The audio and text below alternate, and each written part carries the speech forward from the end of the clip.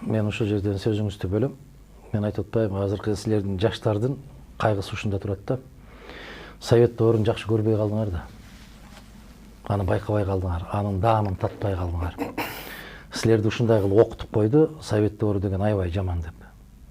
Сиз ишенип коюңуз. Совет доорундай ошол кездеки парламент болсо Кудай жалгасын. Кана эми ошондой болсо.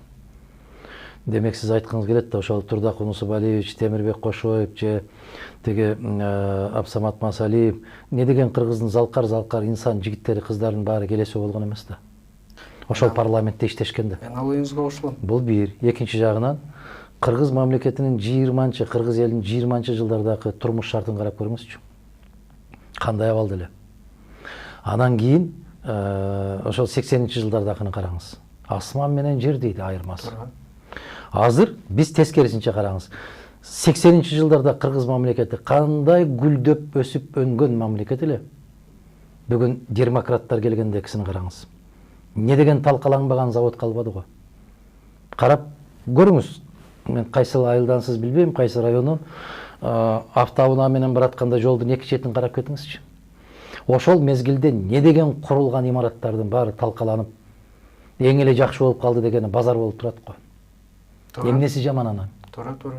Анан ошол кездеги депутаттар кааласаңыз, каалабасаңыз маданияты абдан бийик. Төш белгини көкүрөккө такканда сыймыктануу менен, алар анча-мынча сөз айткандан коркуп, уялып, элдин арасына чыкканда дагы уялып чыкчу. Азыркылар эми илип алып, көкүрөгүнө илип алып, көчөдө басып жүргөндөрүн көрүп атпайсызбы? Аныңыз туура. Жалпы маданият деп айтканым ошол да. Элдин өзүнүн коомдун маданияты болуусу керек да.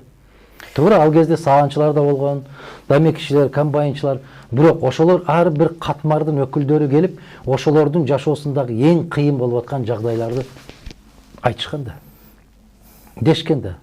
Андай болуп эле, бүгүнкүдөй болуп эле, эртең менен бетти жуубай келип эле жанакы трибунаны кучактап албаганы менен акырындап маданияттуу түрдө ушулар айтышкан. Мен бактылуумун, жана сөзүңүздүн башында айтып кеттиңиз, өтө жаш кезде коомго аралашып калдыңыз дегендей.